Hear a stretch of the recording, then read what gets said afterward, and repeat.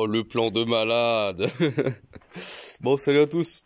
Aujourd'hui, on se retrouve pour une nouvelle vidéo où je vais vous parler de la 125. Donc déjà, excusez-moi pour cette vidéo qui n'aura pas de montage. Parce que j'ai un souci avec mon logiciel de montage. Donc c'est pour ça qu'il n'y a pas de vidéo qui sort. Puis j'ai aussi eu des soucis de connexion. Merci. Merci Orange. Du coup, voilà. Aujourd'hui, je vais vous parler du projet fin. En gros, que le projet, il touche à sa fin. Et donc, du coup, à la fin de ce projet, je devais vous parler... je devais vous parler comment j'ai fait pour avoir une crosse qui roule, avec laquelle on peut s'amuser pour pas cher. Au lieu d'acheter, je vais vous montrer, elle n'est pas à moi. Mais au lieu d'acheter ça, qui coûte, bon, pas dans cet état-là, mais ça qui coûte 500 balles dans un bon état. D'ailleurs, Cédric, tu remercieras l'animal qui a chié sur ta selle. Merci la chienne. Et du coup, voilà.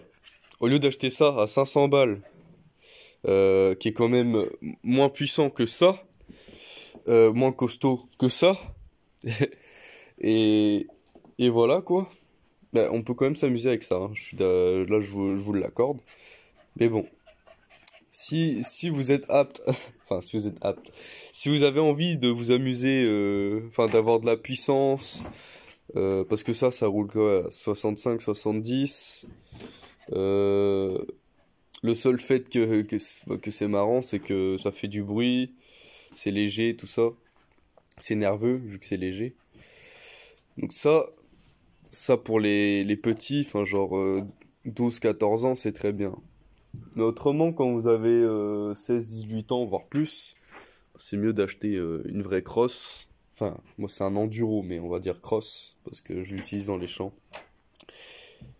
Et donc là, du coup, c'est pas du tout la même chose, parce que ça c'est un 4 temps, et là-bas, ça c'est un 2 temps. Donc ça c'est plus nerveux, ça a plus de reprises.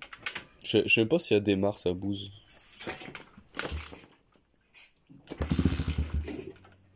Oh. Ça va faire une semaine qu'elle n'a pas démarré.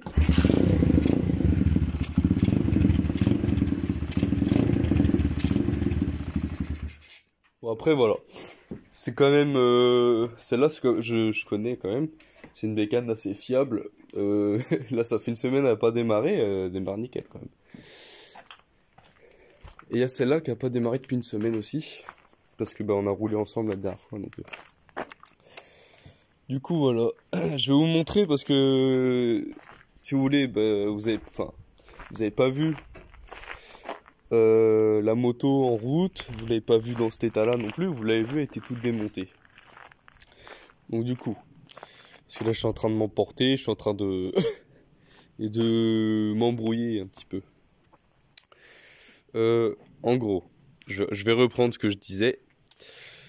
Pour avoir un 125 pas cher, enfin une crosse pas chère, simplement déjà, il faut quelques connaissances en mécanique. Mais après, si vous avez des amis voilà, qui s'y connaissent un peu, c'est mieux pour vous. Donc voilà. Moi, j'ai acheté cette moto-là. Je crois que je l'ai acheté 250 €. 250 € sur le Bon Coin. Ou même vous regardez sur les annonces Facebook, le marketplace, les trucs comme ça. Et ça arrive voilà, qu'il y a des annonces comme ça. Une moto cross pas chère à refaire. Et donc cette moto, ce qu'elle avait, c'est qu'il manquait le CDI, la bobine. Il manquait des carénages aussi. Cap d'accélérateur, cap d'embrayage. Et j'avais la petite pièce là qui était cassée, du coup on pouvait pas mettre le câble. Enfin j'avais d'autres conneries, hein, genre j'avais pas de frein arrière non plus. La roue avant était crevée. Enfin j'ai l'autre roue avant qui est là-bas, celle-là c'est plus la même du coup. Voilà, j'ai plusieurs conneries à faire. Et donc, ce que j'ai fait en premier temps du coup, c'est que j'ai acheté la moto en me disant je vais trouver les pièces. Enfin justement avant d'acheter la moto là. J'ai regardé sur internet si les pièces se trouvaient, si c'était pas trop difficile et trop cher à trouver. Et donc du coup j'ai procédé comme ça. J'ai vu que c'était possible d'acheter les pièces, que c'était pas si cher que ça. Et j'ai quand même eu de la chance j'ai trouvé un lot de pièces sur le Bon Coin où il y avait tout ce que j'avais besoin. D'ailleurs, je vous l'avais montré dans la vidéo précédente. Et du coup, avec tout ce qu'il y avait dans le colis, dans ce que j'ai acheté, j'ai pu déjà mettre la moto en route, faire le système de freinage. Après, j'ai juste eu à acheter un robinet d'essence parce qu'elle n'avait pas de robinet d'essence. Donc sur internet, j'ai acheté un robinet d'essence et une paire de plaquettes arrière. C'est tout. C'est tout ce qu'il y a eu à acheter sur internet. Donc la moto me revient exactement... Attendez que je fais un petit calcul. Ouais, elle doit me revenir dans les 480 € par là. Même moins que ça, je dirais. Donc, vous vous rendez compte, la moto m'a coûté quand même moins cher que une dirt bike. Donc ça, c'est un 107 cm3, je crois. Donc, ma cross m'a coûté moins cher que d'acheter une dirt bike qui coûte 500 € en bon état. Donc, c'est quand même mieux. Désolé, j'ai roté. C'est quand même mieux d'avoir ça pour moins de 500 € qui roule, de pouvoir s'amuser avec quelque chose quand même assez fiable, parce que ça fait un mois que je roule avec, un mois que je fais le con avec, voilà. Elle est fiable. Et j'ai même pas eu à ouvrir le moteur ni à nettoyer le carbu, quoi. Il faudrait peut-être que je nettoie le carbu. Et donc du coup, c'est mieux d'avoir ça pour 500 € que ça là-bas pour 500 €. Voilà. Après, c'est question de goût, tout ça, voilà. Mais moi, je parle pour quelqu'un qui a envie vraiment de s'amuser, d'avoir des bonnes suspensions, des bons freins, de la puissance. Niveau fiabilité, ça se joue quasiment, mais les parties cycles de dirt, c'est pas costaud en général. Ça arrive que les cadres y cassent, là sa fourche, ça marche même plus. En fait, lui, il a à peine de suspension, donc dans les champs, c'est horrible. Du coup, voilà. Et en plus, une dirt, c'est à 4 vitesses, c'est un 4 temps, c'est lent. Donc voilà. Ça a 6 vitesses. C'est de la puissance. Là, c'est un 125. Et donc, cette 125 là, c'est un Kawasaki 125 KMX de 92. Et débridée, elle fait 24 chevaux. Et les gars, elle est débridée. Donc, je peux vous dire l'éclate que c'est. Je vais vous la démarrer pour voir. Ça fait une semaine, elle n'a pas démarré. Starter obligé, hein. C'est un 2 temps. La 4 temps, j'ai pas eu besoin de starter. Ouvrir l'essence peut-être, ça serait bien aussi. Ah oui. Oui, ce serait bien. Hop, on est déjà à 1 minute 20 de vidéo, c'est cool.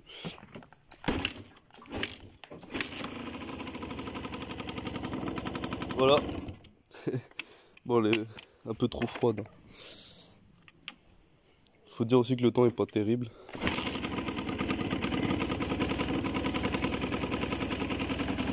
Voilà.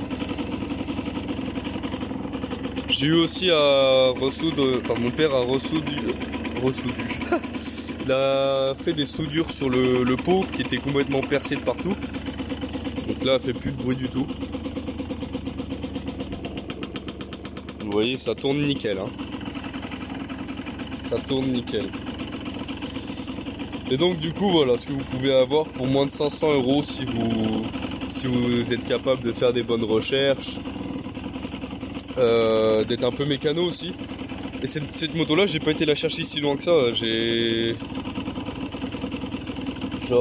Là, si vous voulez, j'habite Canihuel. J'étais la chercher à côté de Lorient.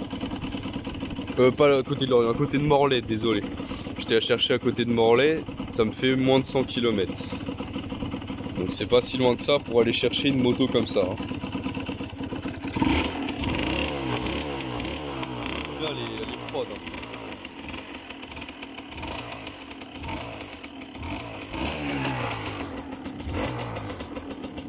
Dès que je récupère mon logiciel de montage, et bah, je vous ferai une vidéo test. Une vidéo où on roule avec. Voilà. Donc j'ai eu le temps de lui mettre quand même quelques heures dans la gueule. J'ai dû lui mettre 2-3 heures dans la gueule déjà.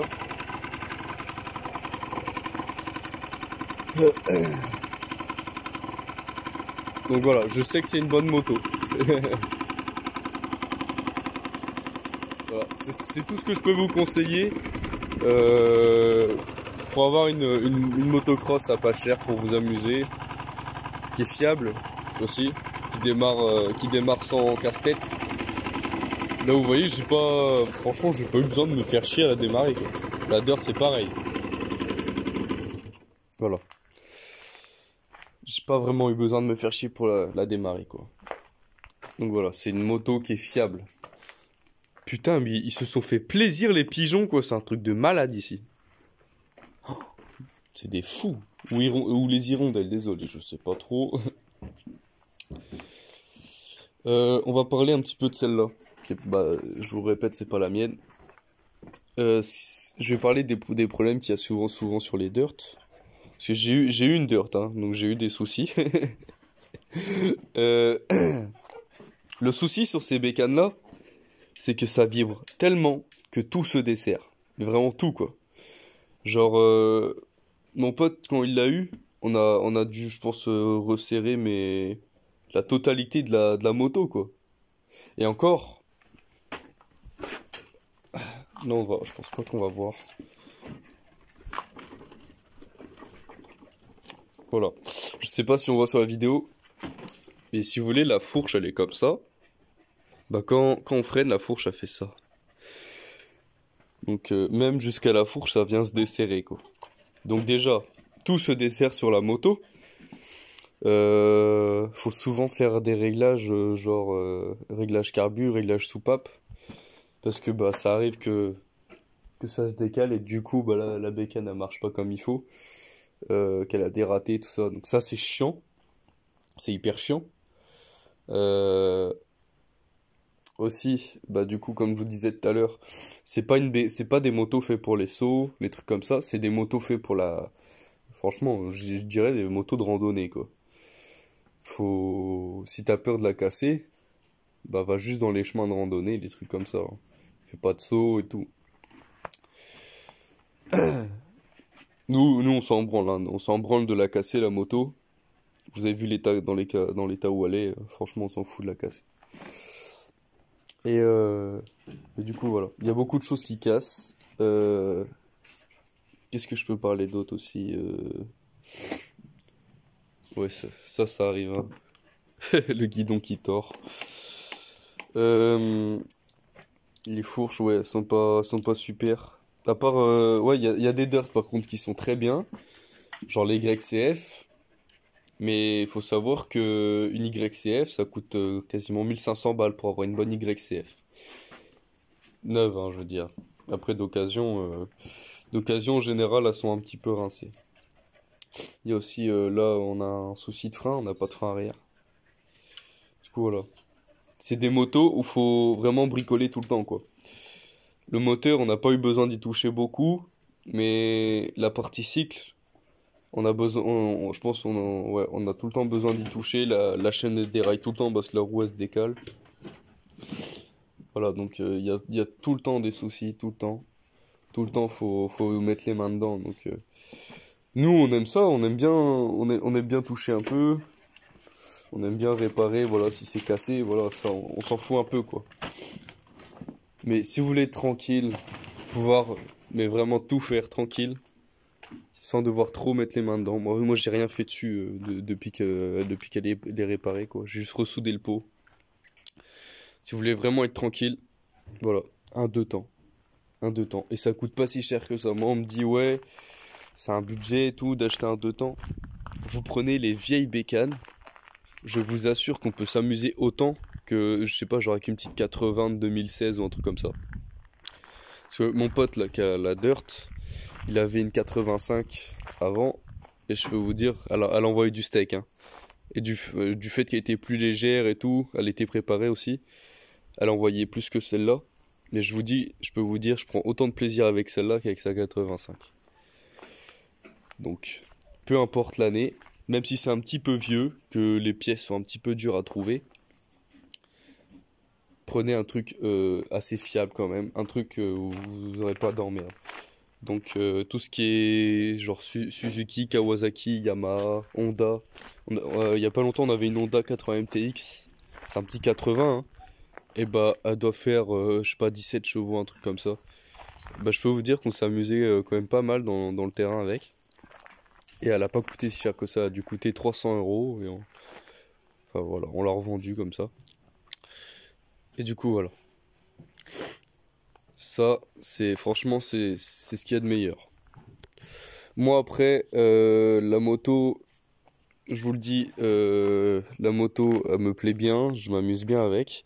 Mais ce qui me fait chier, c'est que moi, j'ai pas les thunes pour l'essence. Parce que le truc, c'est que c'est un deux temps. Du coup, forcément, ça consomme plus. Et que du coup, voilà. Moi, je peux pas trop. Mais je m'amuse quand même bien avec. La moto, là, je suis en pleine réflexion. Je me demande si je vais la garder ou quoi. Parce que je vais peut-être la vendre pour acheter un quad. Mais pas un quad avec un moteur de dirt. Moi, je veux un vrai quad, un gros quad. Et donc, du coup, voilà. Je vais peut-être vendre cette moto. Mais pour l'instant, je suis pas sûr. Je vais pas la vendre tout de suite. Je vais attendre un petit peu encore. Je vais m'amuser avec. Je vais vous faire des vidéos avec. Voilà. Je sais, je suis désolé, je pars un peu dans le désordre quand je parle. Je change un peu de sujet des fois. Mais voilà, c'est pas si facile que ça des fois de parler devant la caméra. Donc voilà.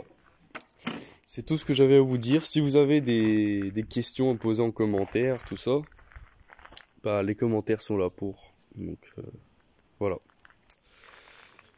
Voilà. Donc si vous avez des questions, n'hésitez pas à les poser en commentaire, tout ça. Voilà.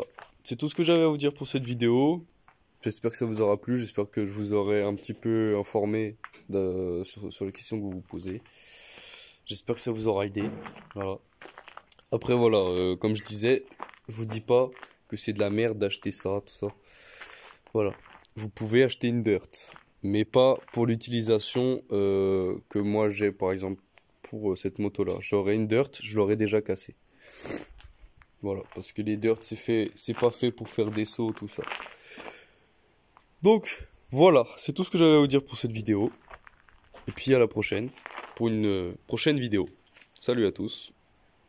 Voilà.